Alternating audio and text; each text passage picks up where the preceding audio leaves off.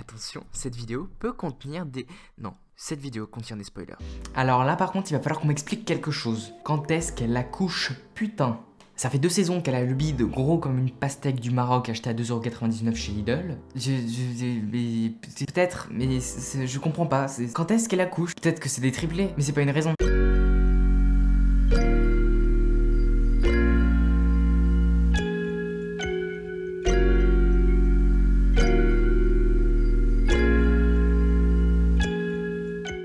Avant toute chose, je tiens à préciser que cette vidéo est sponsorisé par NordVPN.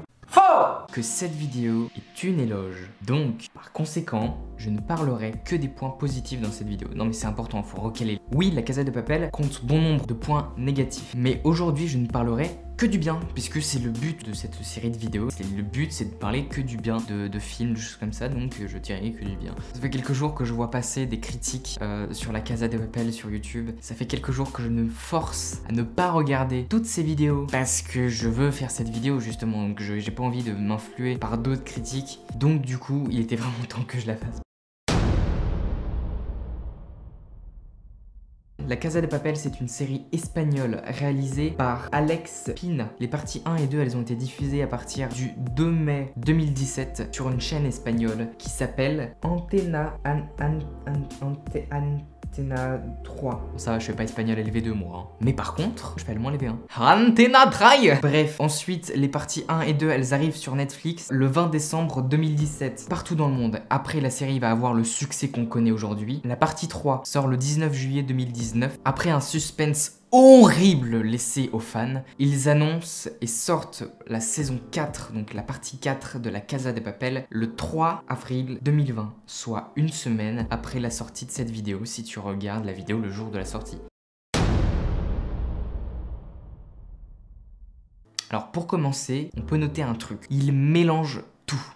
L'espace-temps se prend un énorme coup dans la gueule, tous les événements arrivent dans le désordre, on voit un truc dans le turfu, après on voit un truc qui se passe 10 minutes après le présent, après on voit un truc qui se passe 10 ans, après 10 ans avant le présent, ensuite on voit un truc qui se passe 5 minutes avant le présent, ensuite on voit le présent. Sur ce point-là, c'est le bordel complet. Et réellement, je plains les scénaristes, parce que ça doit être un bordel aussi à écrire. C'est un bordel, mais ça marche super bien. On comprend tout, toujours au bon moment. Par exemple, on voit une scène 3 fois, mais vue sous 3 angles différents. C'est-à-dire que cette scène, on va la voir dans un lieu, dans un autre lieu et dans un autre lieu. Genre, tu vois la scène 3 fois, dans 3 lieux différents. C'est-à-dire que c'est 5 minutes qui vont se passer à 3 endroits différents, mais au même moment dans l'espace-temps, mais avec des personnages différents et des lieux différents. Et du coup, ça va nous permettre de comprendre l'élément final. Et je trouve que c'est du génie. Ce qui est beau aussi dans cette série, c'est qu'il y a un truc qui se crée. Malgré que ce soit des méchants, entre guillemets, qui veulent tous se niquer, se tabasser, tirer des balles et tout. Il y a quelque chose qui se crée entre ces méchants en gros, et il y a vraiment une sorte de famille qui se crée. Et ça c'est beau,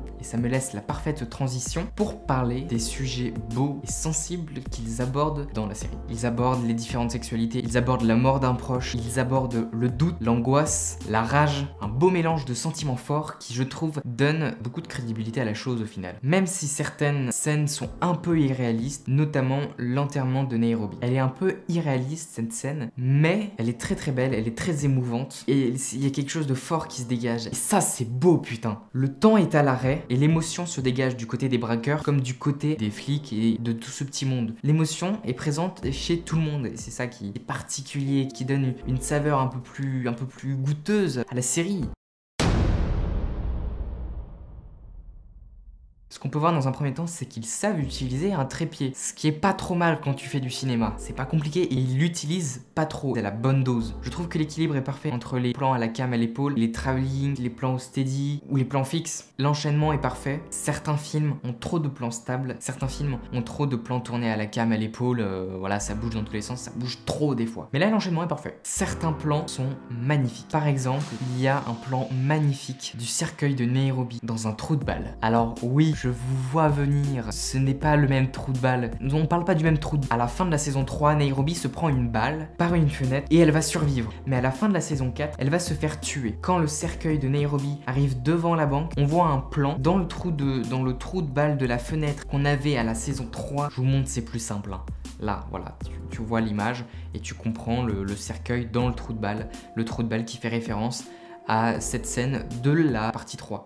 Oui non mais si t'avais pas eu l'esprit à le placer, t'aurais compris plus vite quand même, espèce de banane. D'autres plans sont très jolis, il y a notamment lui qui m'avait interpellé, il y en a un autre que je trouve très très beau, c'est Helsinki et Palerme qui sont assis contre une porte, la porte est déglinguée, il y a des débris partout autour d'eux, et ils discutent et ils finissent par se faire un câlin. Et c'est très très beau parce que ça montre quelque chose de dur, ça montre quelque chose de doux, quelque chose de fin dans quelque chose de dur. Ça illustre parfaitement l'humanisme, la douceur malgré la violence. Et ça encore une fois, c'est beau putain.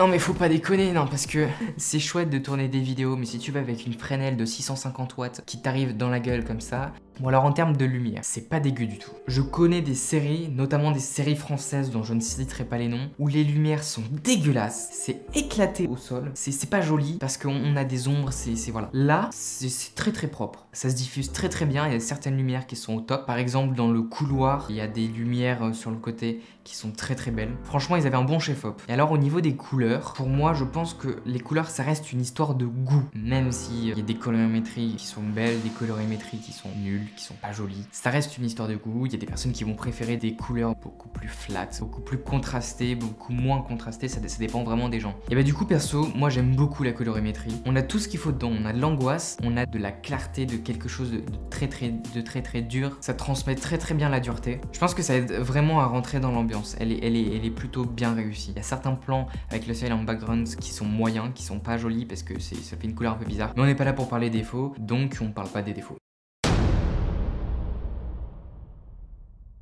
Bien, je vais parler son, mais je tiens tout d'abord à vous prévenir sur quelque chose. Je ne suis pas musicien, j'expose uniquement un avis. Bon, en termes de son, je peux pas dire grand chose. Il n'est pas incroyable, mais le son est bon. Au niveau des bruitages, au niveau de tout ça. Après, je l'ai pas regardé en VO, peut-être qu'en VO, le son est mieux, je sais pas. La version française, le son est bon, le son est correct, mais il est pas incroyable non plus. Il est propre, c'est l'essentiel. En termes de musique, il y en a une que j'ai beaucoup aimée pendant la saison 3, et je vous mets un extrait maintenant.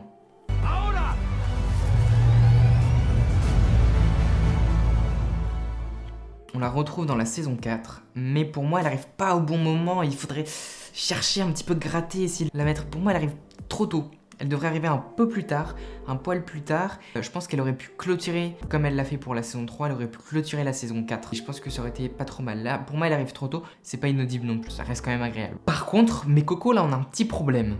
Bella Ciao, elle est passée où ? Elle s'est taillée à Paris sans vous? C'est con, parce que c'était un beau symbole. En tout cas, c'est au plaisir de la retrouver dans la saison 5.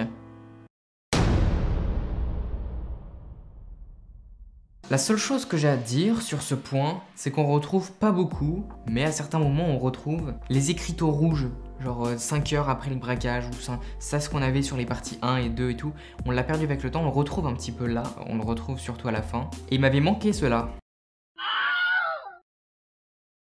Pour conclure, on a une belle série. Il y a beaucoup d'émotions qui se dégagent malgré la dureté des scènes et des personnages. Ce qui est bien aussi, c'est que le professeur a des échecs. Et ça, c'est très intéressant parce que jusque-là, ils nous disent que le professeur, c'est un génie complètement incroyable, qu'il réussit tout ce qu'il fait. Le fait que le professeur, du coup, ait des erreurs, ça lui donne un côté beaucoup plus humain, je trouve. Et qu'il réussisse pas tout, je trouve que c'est bien.